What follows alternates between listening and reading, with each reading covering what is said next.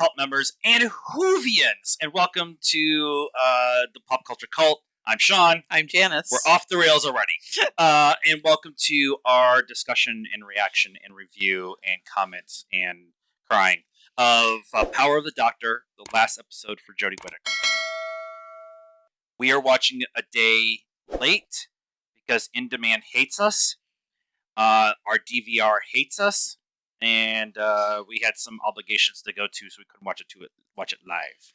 Right. Got to it today. Yep. And initial thoughts. What? What? And thanks for watching. Go see our friends over at Movie Palette. I mean, and it was everything I expected from a final That's fair. Doctor show, not whatever Russell T. Davies was doing the rest of the season. Chibnall. Chibnall. We're getting Russell. Yeah, we're getting Russell. Sorry. Chibnall. We were just reading. Never mind.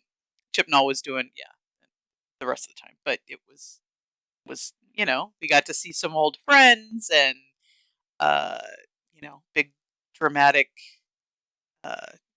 ending with the Doctor, or with the Master, but still open-ended. He could have regenerated, maybe. The Doctor always comes back.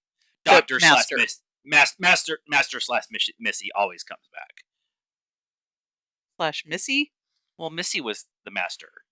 There were many Masters, but yes. Right. Master slash Mistress. Mistress. Okay. Missy. Michelle Gomez can come back. If David Tennant can come back, Michelle Gomez can come back. Sure, make that happen. I am very conflicted with this episode. I've made it known throughout our time that I've really liked Jodie as the Doctor. And I have not liked Chibnall as the showrunner. This episode had stakes, and that's why it was good. Yeah. And there hasn't been stakes. Right. There was stakes in the flux, but then the yada yada at the end. And that is hanging over me. Because I kind of feel like the yada yada at the end a little bit too. The Master deflecting the laser beam to hit the Doctor when she's obviously won is a very Master thing to do. But all of the other Doctors in the modern era have gone out on their sword. And so I'm having a hard time with... Why have they gone out on their sword? They went out defeating the Daleks, But she defeated the Master. But all of... the Cybermen killed the Doctor. And then he regenerated into Joe. And Capaldi was fighting the Cybermen. He sacrificed himself so everybody could get off further down the ship. And Tennant was fighting the Daleks and got shot. And she was fighting a bunch of. She was fighting the Daleks and I'm Cybermen, and this is my initial reaction. I haven't sit down and that maybe part of this is going to be working it out. She had won and was walking back to her TARDIS, and the Master pushed the laser beam across and hit her, and it felt cheap to me. Okay. You ever watched a movie and thought, like, this is just visually amazing, and I just love the way it looks, and the colors are amazing? Well, our friends over at Movie Palette have come up with these great pieces of art that you could put up on your wall to show your love of movies without really necessarily being overly dramatic about it. Think of a movie barcode kind of thing, where you can look at the colors and know what the movie is, but it's very, very subtle. If you know us, we are into Tron Legacy. The music and the lights and the color itself is just amazing. Just to give you an idea of what they have. Go to moviepalette.com, find your own personal favorite movie, your movie color palette, and have it hang on your wall. At checkout, put in Pop Culture 15 to get 15% off. Thank you, Movie Palette, for sponsoring this video. Link is in the description down below. And don't forget, use Pop Culture 15 at checkout to get 15% off your order. And I know that's not fair because it's actually a really good episode. But I just didn't feel the emotion for that scene because she had won and she had defeated and she had saved the day like she always does. And then it's a stray bullet that gets her. Yeah. And I'm struggling with that. And I'm also struggling with the incompleteness with her story with Yaz.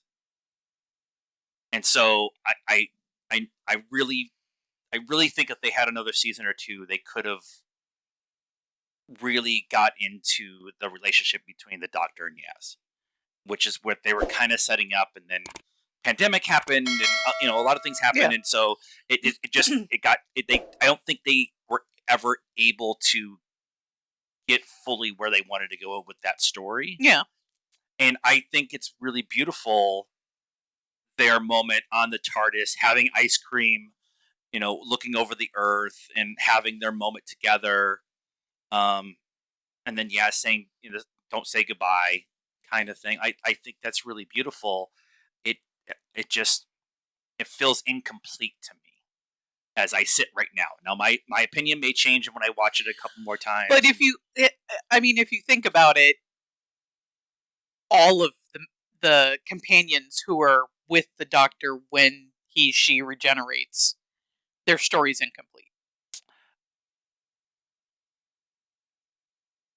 Sometimes Clara's was not incomplete. But she wasn't with him when he regenerated.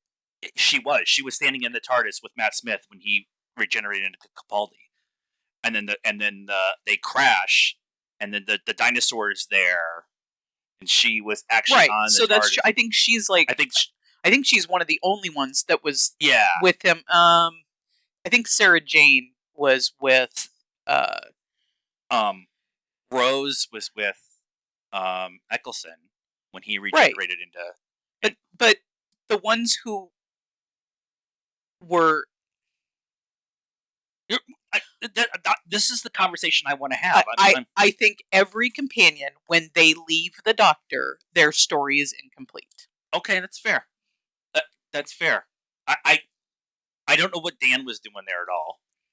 Yeah, it was Dan. Dan was a little weird. Like he was there and then he was gone. Yeah, and then he was back. And I loved the train heist part. I love that, like the idea of the train heist and the Master working with the Time Masters, the Time Daleks, or Master Dalek, Master Cyberman, whatever. Master Cyberman. Yeah, I love that. I love the one Dalek going against the rest of the Daleks, having a conscience, and like I there's all these elements that I like there. I don't know. I guess for me, I was ready for a much more emotional send off than what was there. And I think it was emotional, but I don't think it was as emotional as she's like, Tag, you're in, the next guy. And, which is Jodie's character. Like that's her version of the Doctor. So that's on point for her. I wanted to cry. It's really what I was. Well, but like you said, we were robbed basically of her whole being the Doctor. So, as much as it's not her fault and we liked her, he didn't set it up so that we really had those feelings. Like the whole first season, she's just like a spaz. Yeah. And then the second season, we had a pandemic. Yeah. And so then... And Flux was cut short. And right. Well, that was the pandemic season. Yeah. And then, this season has felt... It felt short. I know it's not, but some of that has to do with just the fact that it's such a big gap Yeah. in between Yeah. the end of the last episode. But the writing, whatever, just hasn't been great, and so you haven't formed that. I think there's some legitimacy to that, having that conversation, that I'm emotionally connected to Jodie as the actress and not Jodie as the doctor. And I think there's a differentiation there. Ooh, big word for Elmo. Between that and our times that we had with, even with Eccleston, as frantic as Eccleston was for his one season, and Yeah. how much he struggled with being the doctor. Like, there was emotional stakes for him in almost every episode. And so I'm not saying that there wasn't emotional stakes with Jodie. I'm not saying that. It just doesn't feel like there was as much to build up there. Yeah. And with this episode, when it comes down to it, I really think that there's a great story there. And I really liked the bringing in of the other doctors, and Ace and Tegan and Kate Stewart and Vendor and Dan. Like, I like all of that, because one of my favorite episodes is when Tennant leaves and he goes and says goodbye to everybody. Yeah. Jodie gets that kind of version, but they play with the idea of the interface interacting with all of the companions, and so Ace gets to spend time with her doctor, and Tegan gets to spend time with her doctor, Yeah. and so it was I liked all of it. I got done and I'm like, oh, that was a good episode. I'm not crying. Yeah. Yeah. And that's I don't know why that's not okay with me. Like, I don't go into something looking to be, openly crying for things. Right. But stuff. there have been, sorry, ear itch. Now I'm sure it's scratching in the, um, we've had, the Husbands of River Song, and I don't know that I cried when Capaldi regenerated.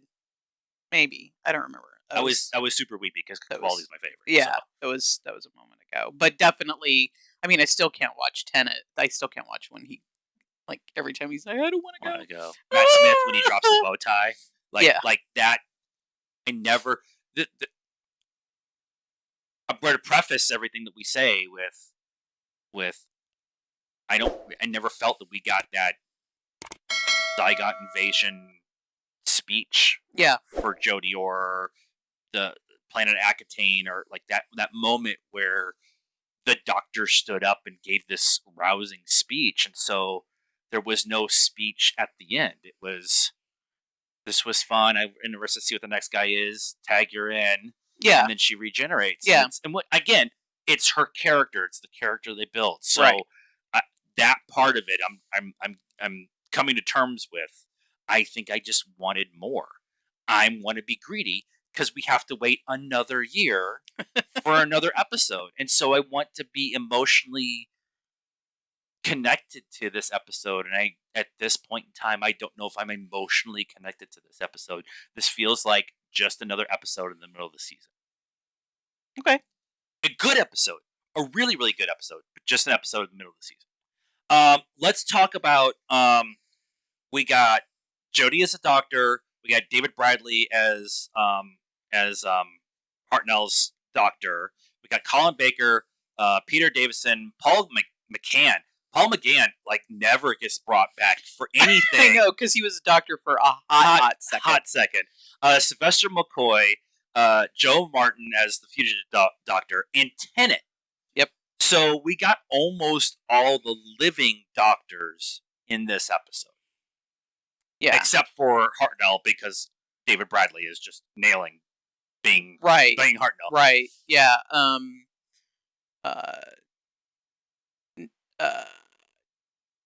Tom Baker. 9. Eccleston. And Matt Capaldi. Smith.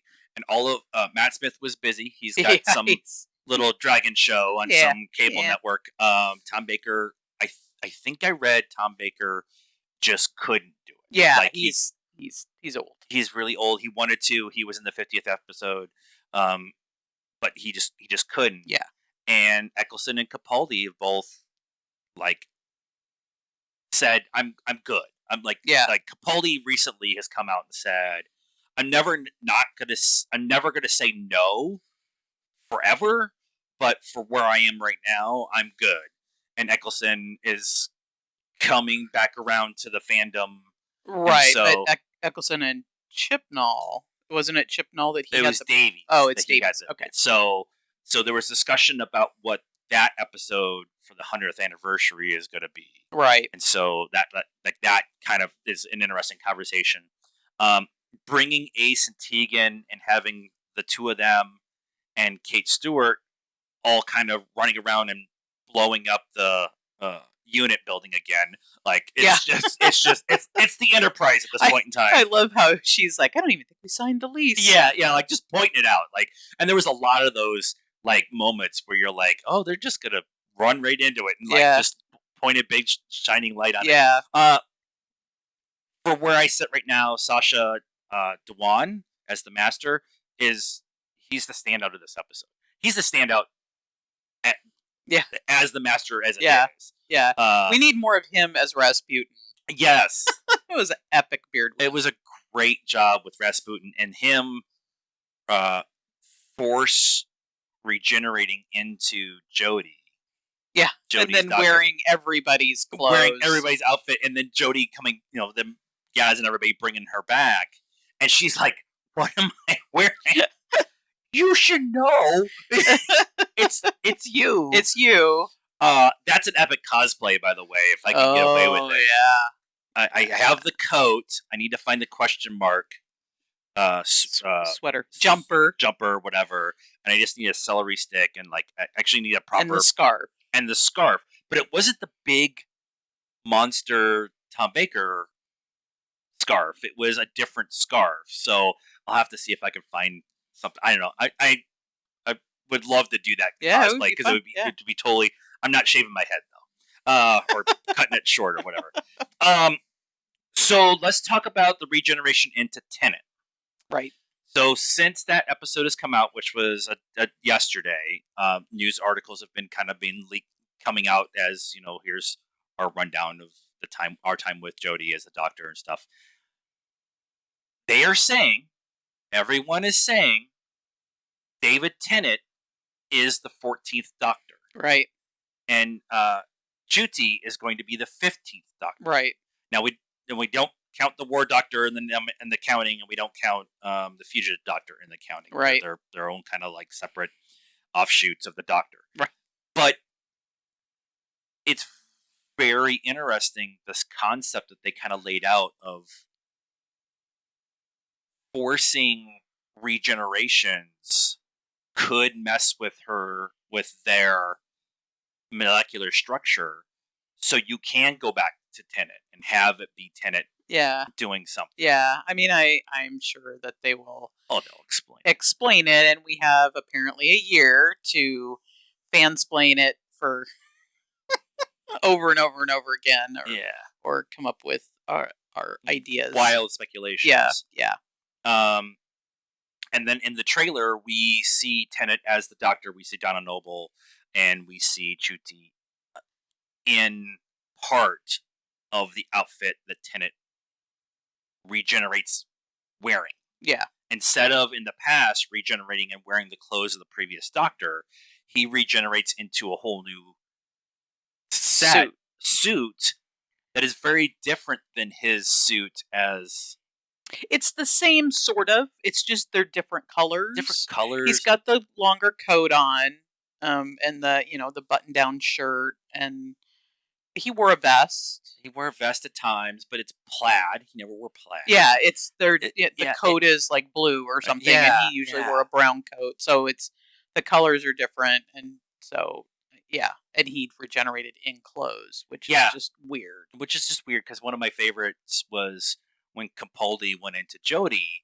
Jodie standing there in this oversized coat that's half on fire, by the way, and gives us the brilliant line. But I always love that kind of transition when they're like they show up in the other doctor's clothes. So this time I was like, David Tennant in Jodie's outfit would have been awesome, but there's something there that they're going to tell us. Yeah, because Ncuti does regenerate in David Tennant's clothes, so it's some sort of weird one-off, which I'm okay with. Oh yeah, I mean, whatever. It's Doctor Who. I'm a little concerned that this one-off is going to be I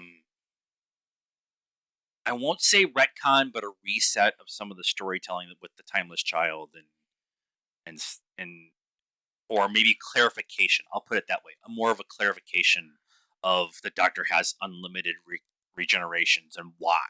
Yeah, which would make sense, and you could tell the story of why it's Tennant again, why it's 11 again, as 14. If it comes back at 22, we're going to be. But I, like I said, I really like this episode. I think I wanted more from the episode. I think I have come to terms with what has happened during this time with this Doctor, and now I'm ready to move on and see what Ncuti's going to give us. Yep. So. Yep. With that being said, let us know what you thought of this episode and our discussion about it in the comments down below. Please be nice. That's a requirement around here. Like this video, subscribe to the channel, hit the bell for notifications, and follow us on all our social media stuff, Facebook, Instagram, Twitter, and TikTok. Links in the description down below. And until next time, cult members, good afternoon, good evening, and good night now.